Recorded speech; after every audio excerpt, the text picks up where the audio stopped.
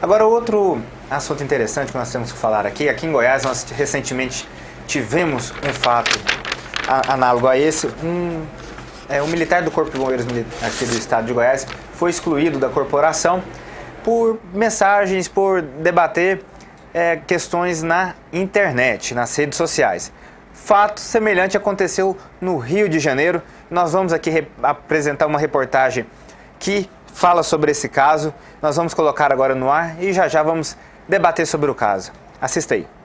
E agora, polêmica. Um soldado ficha limpa é expulso da PM por causa de um comentário na rede social. E os colegas também estão chocados. Eu jurei à minha família. Falei, mãe, eu não vou ser excluído da polícia, eu não vou roubar, eu não vou me envolver com tráfico, eu não vou me envolver com corrupção. E agora, infelizmente, eu tive que dar notícia à minha família que eu fui excluído por um comentário no Facebook. Bastou um comentário numa rede social para que o soldado da Polícia Militar fosse expulso da corporação. Eu comentei que até que enfim os traficantes decidiram mirar e atirar nos comandos, que devido a isso eles iam perceber o que o soldado passa no dia a dia. Sente no dia a dia na favela sendo baleado, mortos. O tenente publicou embaixo um comentário falando que ia mostrar para todo mundo, ia divulgar para os colegas de trabalho o que eu estava falando ali, a minha postura. Eu vi que ele interpretou de uma forma ruim, eu fui lá e tirei o comentário. Igor Martins, de 28 anos, se referiu ao ataque sofrido pelos PMs na Rocinha em fevereiro de 2014, no qual o coronel Frederico Caldas ficou ferido. Na época, ele era comandante das UPPs. O soldado disse que a frase foi, na verdade, um desabafo, já que dias antes a guarnição dele passou pela mesma situação na comunidade do Lins de Vasconcelos. Olha, da minha opinião clara, que a gente ficou conversando agora, deu uma polêmica isso. É claro que o Igor reconhece que é um desabafo e que, na maioria das vezes, a gente coloca no papel ou na rede social, você bota a imagem aí, algo de momento. E que muitas vezes você não quer falar que quer matar um comando, mas sim que você quer que o comando sinta o que o soldado está passando. E você vê pelo choro do Igor que, assim como muitos policiais de bem, eu falo isso, não conheço o Igor, pela negativa que ele mostrou ali, que ama a farda em que veste, no caso do Igor, em que ele vestia, que ama o trabalho dele. Então, o que eu fico me perguntando é por que muitas vezes a gente não tem acesso a uma justiça militar, é algo deles. Por que muitas vezes o peso e a medida não é para cada um? Realmente, vê, Cabo Sena, que está acontecendo no Brasil a questão do militarismo, punir alguém por uma opção de liberdade de expressão. Tiago, é de rir, mas eu gostaria de fazer uma pergunta para o nosso presidente, o capitão Medrado. Capitão Medrado, eu queria saber do senhor se nós somos mesmo cidadão brasileiro, se nós fazemos parte dessas Constituição dita cidadã.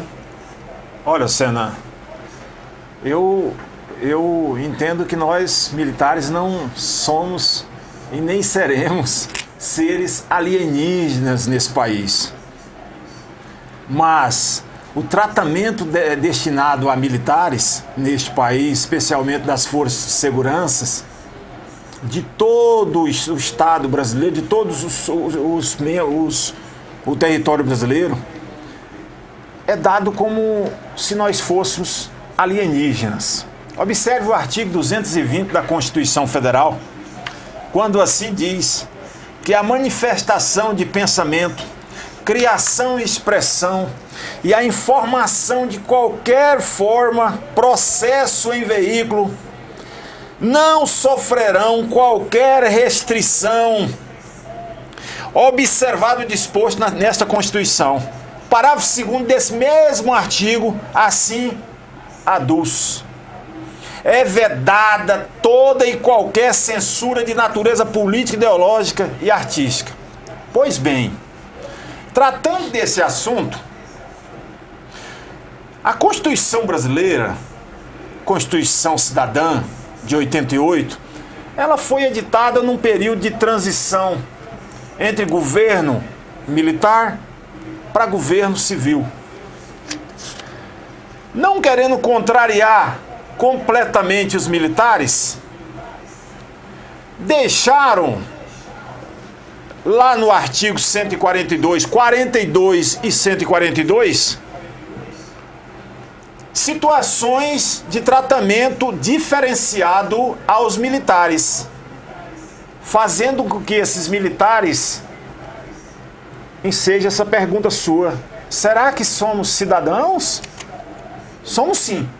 Alienígenas é que não somos. Nós não descemos de outro plano e aqui caímos. Então, a presidente da República, a quem eu sou crítico, mas essa eu vou referenciar, em 2010 editou a portaria número 2, com 67 itens. Eu vou fazer alusão aqui a 3 deles.